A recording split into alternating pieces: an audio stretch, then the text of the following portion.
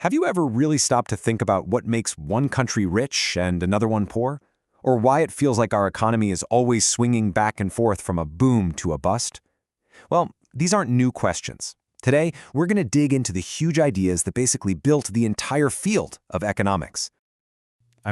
It's a question that hits every single one of us, right? You're standing at the checkout, you see that total, and you're just thinking, wait a second, wasn't this cheaper like last month? That feeling right there, that's inflation. And believe it or not, it's one of the big puzzles economists have been trying to crack for centuries. And then there's the bigger picture. You know how it goes. For a few years, everything's humming along. The economy feels great. And then, boom, a crash. It feels like this cycle we just can't seem to break. From the Great Depression all the way to the 2008 financial crisis, these big swings have literally shaped our history. So, here's the thing. If you're asking these questions, you are absolutely not alone.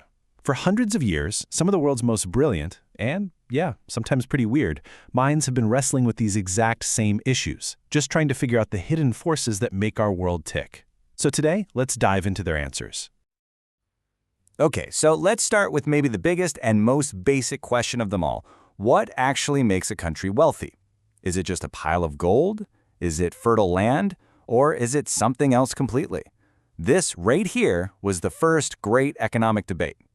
So, way back in the 1600s, you had this group called the Mercantilists, and their answer was super simple: treasure. They believed a nation's wealth was literally its hoard of gold and silver. The game was to sell as much stuff as you could to other countries and buy as little as possible back. But then, a century later, a group in France, the Physiocrats, came along and said, no, you've got it all wrong. They argued that real wealth isn't some shiny metal sitting in a vault. It actually comes from the earth, from farming, mining, anything that grows. And you can really see those two different worldviews right here. On one side, you've got the mercantilist vision, this whole world of ships and trade, a global race to stack up gold. And on the other, the physiocratic vision, a much quieter, more organic idea that all real value at the end of the day grows from the soil. Just two totally different answers to the same huge question. And then along came Adam Smith, and he just flipped the whole debate on its head. In 1776, he publishes The Wealth of Nations, and basically argues that a country's wealth isn't gold, it isn't wheat, it's the productive power of its people. And what unlocks that power? Self-interest. This famous quote nails his revolutionary idea: when everyone is just looking out for themselves in a free market, society as a whole actually benefits, almost like it's being guided by some kind of invisible hand. But the story doesn't stop there. Fast forward to the 20th century, and this economist, Joseph Schumpeter, he adds a really important twist. He said the true engine of wealth isn't just self-interest, it's the constant push by entrepreneurs to innovate. He called it creative destruction, this process where new ideas and technologies are always wiping out the old ones. Just think about how the smartphone totally destroyed the market for things like GPS devices, digital cameras, MP3 players, all at once. Yeah, that's Schumpeter's idea in action. Okay, so we've got some theories on how wealth is created, but what about the system that moves all that value around? Where does money actually come from? And why is that system so prone to these spectacular collapses? Modern banking actually started out pretty humbly, on benches, or banca, as they said in 14th century Italy. From there, it grew to finance global trade with clever tools like bills of exchange. But here's the catch. From the very beginning, banking has always carried huge risks. Just look at this timeline. That 1931 collapse of a single Austrian bank, Credit & Salt, it sent a shockwave across the entire planet, helping to kick off the Great Depression. So the basic idea behind banking is both genius and a little terrifying. It goes like this. You deposit your money. The bank holds on to a small piece of it, that's the reserve, and lends out the rest. That loan then becomes someone else's deposit, which the bank can then lend out again, literally creating new money out of thin air. It's an incredible engine for growth, but the whole system balances on one thing: confidence. Because, and this is the scary part, what happens if the money isn't all there at once? This is what happens when that confidence just completely shatters. It's called a bank run, and it's basically a self-fulfilling prophecy that runs on pure fear. A rumor gets started, a couple people get spooked and pull their money out. Then other people see them and they start to panic. And pretty soon, there's a huge crowd at the door demanding cash that the bank just doesn't have on hand. So here's the most important part to get. A bank run doesn't happen because a bank is actually broke. It happens because of the fear that it might go broke. Once that panic gets going, it can take down even a perfectly healthy bank.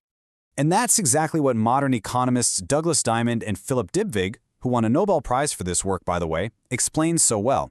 A bank run isn't just a math problem, it's a psychology problem.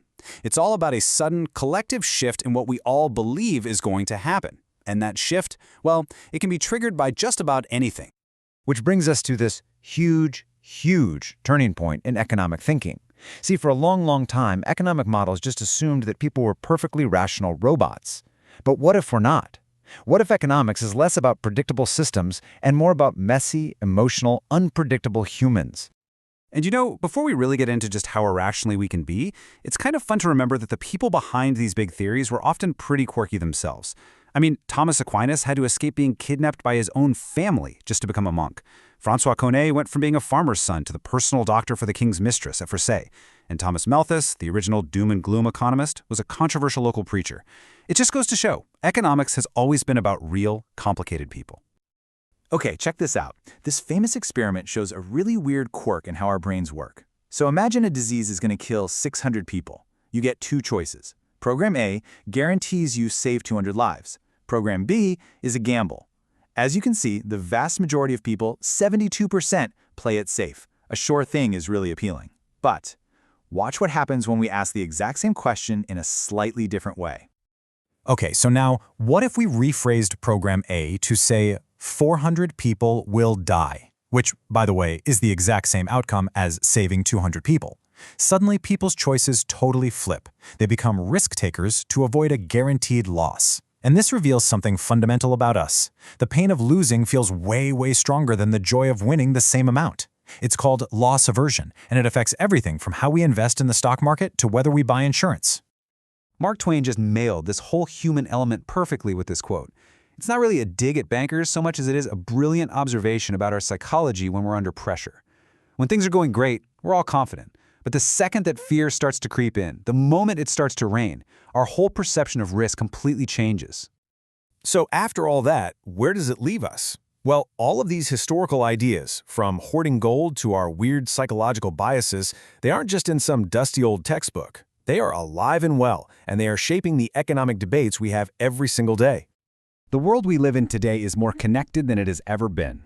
Something that happens in a factory in China can change the price of stuff you buy in Chicago. A banking problem in Europe can send ripples across the entire globe. And this intense globalization makes understanding these core economic ideas more critical than ever. And this table right here really shows how these old debates never truly go away. That mercantilist urge to export more than you import? Well, just look at China's modern trade strategy. That argument from the 1840s about protecting new, infant industries, that is at the heart of debates about economic development today. And of course, the bank runs of the 1930s had a terrifying echo in the 2008 global financial crisis.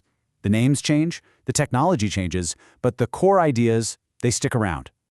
So we've taken a journey through centuries of brilliant, and often conflicting, ideas about how our world really works. From piles of gold to the weird biases in our own minds, these are the concepts that built the global economy we all live in. And that just leaves one final question. What comes next?